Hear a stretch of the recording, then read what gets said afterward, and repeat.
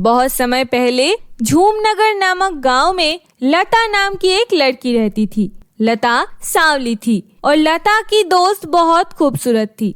इसीलिए लता की दोस्त हमेशा लता का अपमान करती थी और लता अपने दोस्त के मुंह से ये सब बातें सुनकर बहुत परेशान हो गई। एक दिन लता अपने दोस्त के साथ एक पार्क में घूमने गई और तभी उसकी दोस्त जीनिया ने लता को कहा, लता, मुझे समझ नहीं आता कि तुम हमेशा हमारे साथ क्यों घूमती हो। हमारे साथ घूमने के लिए तुमको हमारी तरह सुंदर होना होगा। तुम हमारी तरह खूबसूरत तो नहीं हो, इसीलिए तुम्हें हमारे साथ घूमने का कोई सवाल ही नहीं उठता। कल से तुम हमारे साथ बाहर नहीं आना। तुम सब मेरे साथ ऐसा क्यों करते हो? मैं थोड़ा काला हूँ, लेकिन क्या मैं इंसान नहीं हूँ? क्या मैंने तुमसे कहा कि तुम इंसान नहीं हो? तुम इंसान ही हो, लेकिन खूबसूरत नहीं हो। हमें देखो, हम कितने सुंदर और होशियार हैं। और तुम अपने आप को देखो, तुम काले और बदसूरत दिखती हो। दोस्तों के ये सारे बातें सुनकर लता घर आ गई और बहुत दुखी थी। चुपचाप वह बैठी रही। तभी कुछ देर बाद लता की माँ उस कमरे में आई। लता की माँ आते ही उसे कहा, बेटी, तुम दुखी क्यों बैठी हो? चलो खाने चलो। खाना नहीं खाना है क्या? खाना नहीं खाओगे तो शरीर में शक्ति कैसे मिलेगी? नहीं माँ, मैं नहीं खाऊंगी। मुझे भूख नहीं है। मैं खाना नहीं खाना चाहता। तुम्हें क्या हुआ? मुझे बताओ कि तुम दुखी क्यों हो? नहीं माँ, मुझे कुछ नहीं हुआ है। यहाँ से तुम चली जाओ। झूठ मत बोलो बेटी, मैं तुम्हारे माँ हूँ। मैं तुम्हारा चेहरा देखकर बता सकता हूँ कि तुम खुश हो या उदास। क्या हुआ बेटी, बताओ। क्या तुम्हें स्कूल के बच्चों ने परेशान किया है या धमकाया है, या तुम्हें पैसे की जरूरत है?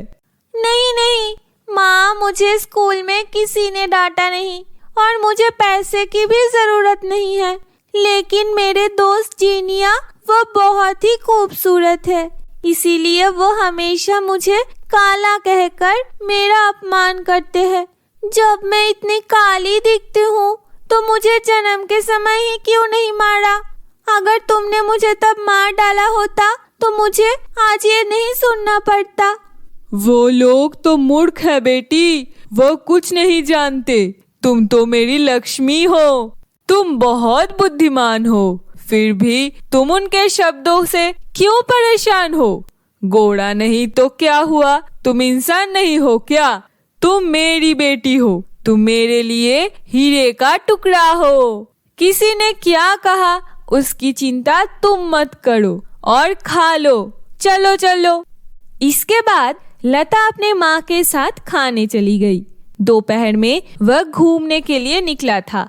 लता प्रकृति प्रेमी थी। लता को प्रकृति से इतना प्रेम था कि जब भी मौका मिलता था वह जंगल में घूमने निकल पड़ती। लता चलते चलते जंगल की बहुत अंदर चली जाती है।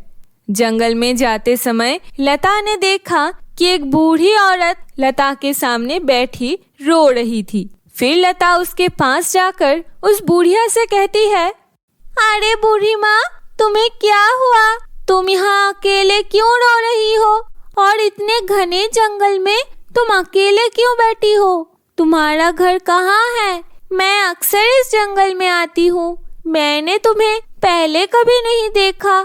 बेटी, मुझे कहाँ से दिखोगी? मैं आज इस जंगल में आई हूँ। इस दुनिया में मुझे अपना कहने वाला कोई नहीं है। मैं जंगल में भटकता हूँ और जंगल में जो कुछ भी मिलता है उसे खाकर अपना दिन बिताती हूँ। मुझे बहुत भूख लगी है। मैं अब और भूखा नहीं रह सकता और मैं इस जंगल से बाहर भी नहीं निकल सकता। क्या तुम मेरी मदद कर सकती हो? हाँ बूढ़ी माँ, तुम कहो, मैं तुम्हारे लिए क्या करूँ? अगर मैं कर सकती हूँ तो मैं जरूर तुम्हारी मदद करूँगी। मैंने पिछले 2 दिनों से कुछ नहीं खाया है। तुम मेरे लिए कुछ खाना लाओगी? बूढ़ी माँ, ये जंगल है और इस जंगल में खाना नहीं है।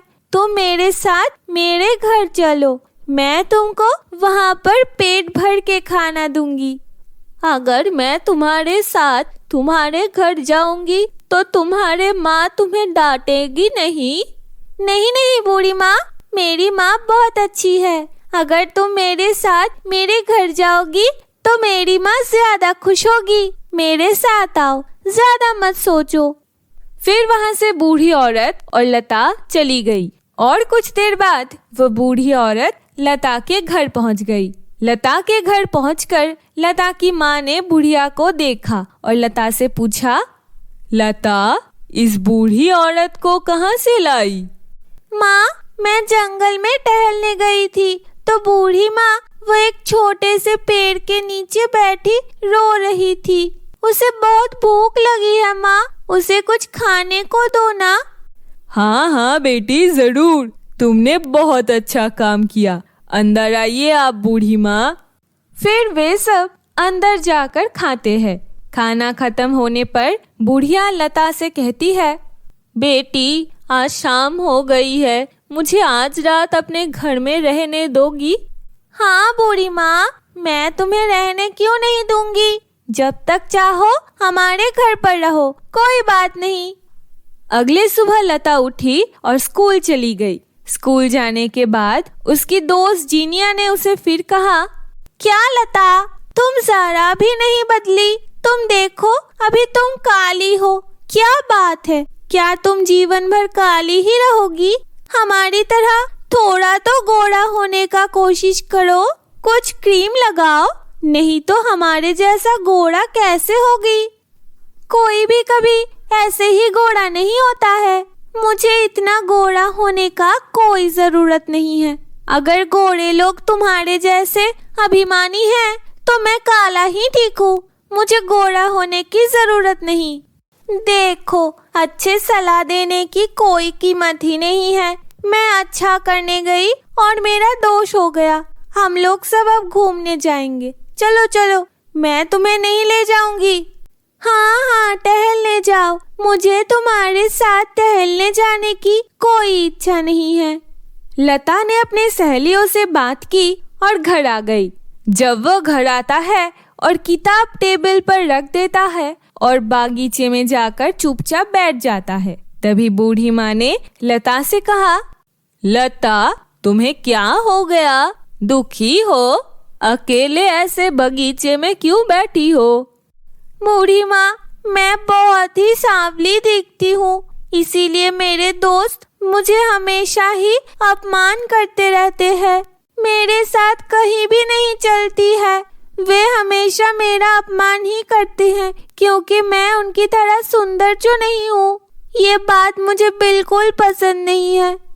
तब बूढ़ी माँ ने लता से कहा, लता बेटी, तुम काली हो ये सोचकर तुम दुखी मत हो। तुम अपने दोस्तों से 100 गुना बेहतर लड़की हो। तुमको तुम पर कोई अहंकार नहीं है और आज से तुम काले नहीं रहोगी। ये एक जादुई साबुन है। इस साबुन को अपने चेहरे पर लगाने से तुम गोरी हो जाओगी और तुम गांव के सबसे खूबसूरत लड़की बन जाओगी।